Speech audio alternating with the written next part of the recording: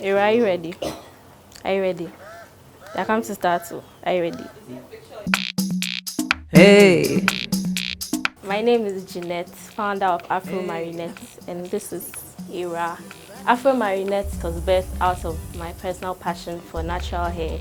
So I'm going to be touching on caring for children's natural hair. The basic things you need: the spray bottle. I put water and spritz in the hair. You can add a bit of your leave-in conditioner to the water. It's to help moisturize your hair and make it soft. You also need a tail comb, a good shampoo. For natural hair, it's advisable to avoid shampoos containing any amount of sulfates because sulfates strip your natural hair of the natural oils your scalp produces, and this can make your hair very dry. I'm going to style Ira's hair for church or for a party. So start off with moisture. And so I'm spraying just enough water to get it damp, not soaking wet. I'll just run my hands through to make sure that the moisture is well dispersed throughout the hair. Then I have a mixture of shea butter and coconut oil. This is going to seal in the moisture that I've just applied into her hair. And natural hair doesn't need too much combing.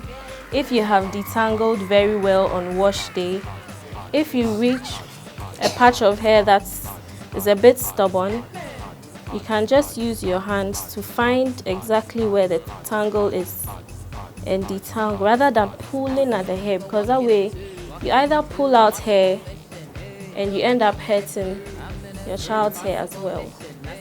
So you need to be very gentle. Every now and then you meet a little knot that is proven quite stubborn. Don't be afraid to cut. I grip ballers. Tail combs are really good for parting hair, especially because you get relatively straight line. Babylon them's all in my game, but I can't see nobody, cause like I'm getting tipsy and I'm like. Another thing to be careful about when styling children's hair is not to pull their edges too tight.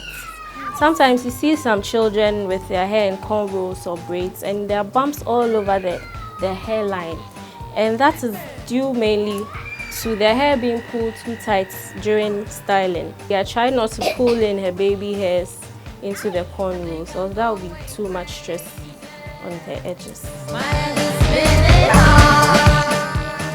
I have to be careful with rubber bands to make sure you don't pull in hair strands that are outside of the parts. So in corn rolling too, try not to do it too tight. And the music's getting hot in here.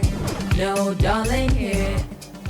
But it's advisable not to leave hairstyles in for longer than 6 weeks, because then after 6 weeks, natural hair has a tendency to mesh or tangle up. And so the longer the hair stays in, the more time your coils and kinks get to coil more and more around each other.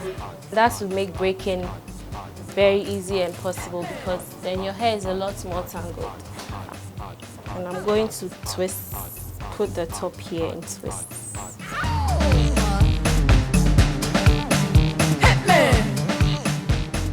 Then I'll secure. These hair ribbons are quite easy to use. And so I'm done with Ira's hair. Walking into multiple You can invest in a sleep cap.